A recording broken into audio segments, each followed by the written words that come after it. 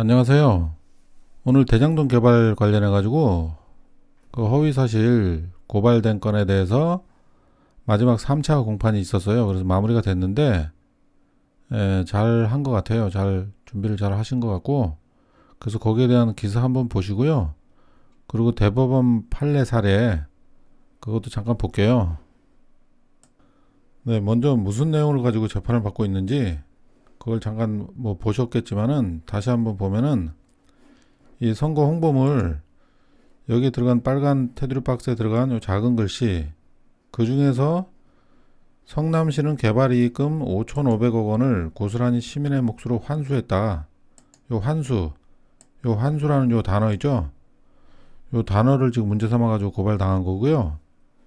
요게 주요 고발 내용이고, 그리고 또 여기서 뭐 2,761억 원은 일공단 공원 조성 사업비로 사용되었고, 뭐 사용되었다 뭐 이런 또 요런 단어 가지고 또 문제를 삼아요. 전체적인 내용은 전혀 문제가 없는 건데 요 단어 하나 가지고 이런 식으로 문제를 삼는 거예요. 예, 그래서 여기에 대해서 오늘 마지막 3차 공판 그 기사 잠깐 보실게요. 네, 기사를 보면은 이재명 3차 공판 대장동 개발업적 과장 심리 마무리, 오늘 마지막으로 대장동 관련해서는 심리를 마무리한 날이에요. 그래서 이 내용을 보면은 이 지사 변호인은 PPT 설명과 증인 신문을 통해 대장동 개발이 사전 이익 확정 방식으로 계획되며 신흥동 제1공단 공원화, 대장동 사업구역 밖 기반시설 조성, 임대아파트 부지 배당 등 5,503억 원을 시민의 몫으로 확보한 만큼 환수가 맞다고 재차 주장했다. 그리고 실시 계획 인가 조건, 사업 협약서, 부제소, 특약 확약서, 제소를 하지 않는다는 거예요. 법적인 문제가 없기 때문에, 문제가 생겨도 제소 안 한다는 그런 얘기예요. 등을 통해서 2중 3중으로 개발 이익금의 성남시 귀속에 대한 안전장치를 만들어 사업 실패 확률이 0%였다고 강조했다. 그러네요. 실시 계획인가 조건하고 사업 협약서, 부제소, 특약 확약서 등을 통해서 2중 3중으로 이렇게 안전장치를 만들었기 때문에 정말로 이것만 봐도 사업 실패 확률이 0%네요. 그런데 검찰은 성남시가 제1공단 공원화를 공모 지침서 등을 통해 시행자 선정 조건으로 내걸었을 당시 해당 부지의 도시개발 사업을 추진하던 업체가 성남시를 상대로 행정소송, 민사소송을 제기했던 점을 들어 개발이익이 실현되지 않았을 수도 있었던 점, 이거야말로 허위사실이죠. 개발이익이 실현되지 않았을 수도 있었던 점을 부각했다. 이거 뭐 개발이익이 실현이 안 되지도 않았는데 뭘 이걸 부각을 해봤자, 이거야말로 정말 본인들이 상상해가지고 하는 건데, 결론도 안 난 사실을 가지고 뭐 검찰은 뭐 별로 주장할 게 없네요. 이 상황을 보니까. 그리고 또 뭐 임대아파트 부지 배당의 경우 법인세 418억 원을 제외하면 1,404억 원이고, 사업구역 기반시설 조성도 실제 공사금액이 920억 원을 훨씬 못 미치는 부분에 대해서도 문제를 제기했다. 뭐 별것도 아닌 거 가지고 그냥 이제 뭐 그냥 꼬투리 잡으려고 그러는 건데요. 별 문제가 없어 보이네요. 그래서 재판부는 이날 공판을 끝으로 대장동 개발업적 과장 사건에 대한 심리를 마무리했으며, 오늘 24일 검사 사칭 사건에 대한 심리를 진행한다. 신문기사는 이렇게 중요한 게 이렇게 돼 있고요. 네, 대법원 판례 사례를 보면은요, 이 판례 사례는 지금 대장동 건과는 다른데 그래도 그 허위 사실이라는 그런 의미에 대해서 설명을 잘 하고 있기 때문에 한번 참고로 해볼 만한 것 같아요. 여기는 건설교통부로부터 울산고속도로 통행료 폐지 약속을 받았다. 그리고 홍보 내지 진술하여 이를 피고인의 업적으로 공표한 행위.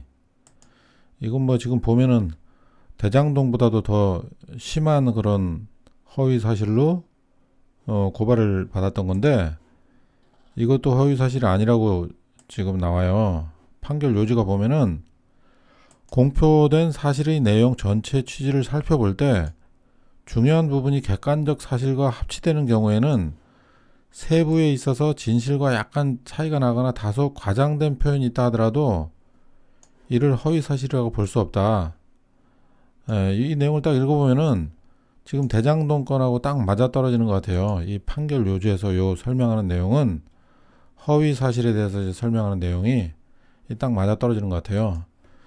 그리고 또 이 다른 판결에서도 보면은 판결 요지, 이 요지만 보면 돼요. 다른 이 내용은 또 완전히 다른 내용이기 때문에 허위 사실이라는 부분에 대해서 여기서도 이렇게 설명을 하잖아요.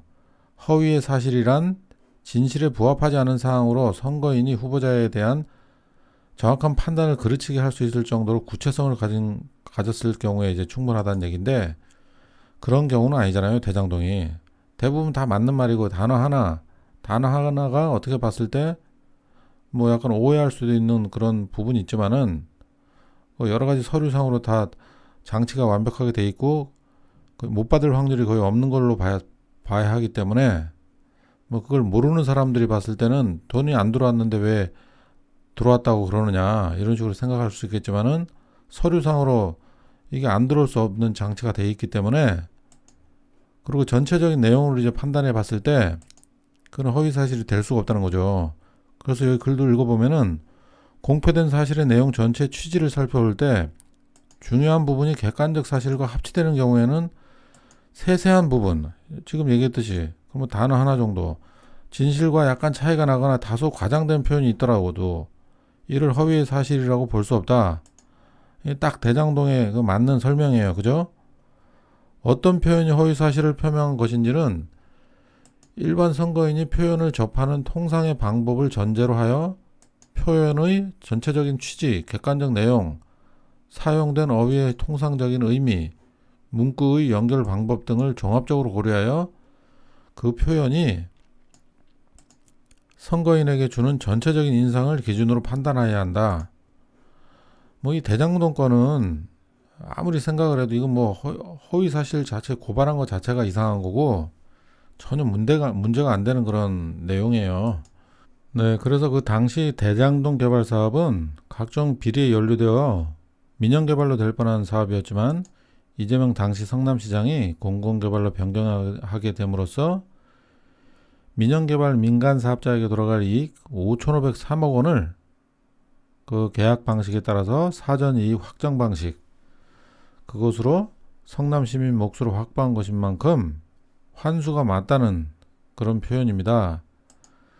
그리고 실시계약 인가조건, 사업협약서, 부재소, 특약 확약서 등을 통해서 2중 3중으로 개발 이익금이 성남시 귀속에 대한 안전장치를 만들어 사업 실패 확률이 0%였다. 이렇게 또 강조를 하고 있어요. 그리고 또 가장 중요한 것은 이재명이 5,503억 원을 세금 한 푼 안 쓰고 벌었다는 거죠. 그래서 그 법원에서는 이재명 도지사에게 그 최종 선고할 때 표창장을 하나 만들어 줄 것을 좀 검토하라고 말해주고 싶어요. 네, 여러분도 그렇죠? 예, 여기까지입니다. 감사합니다.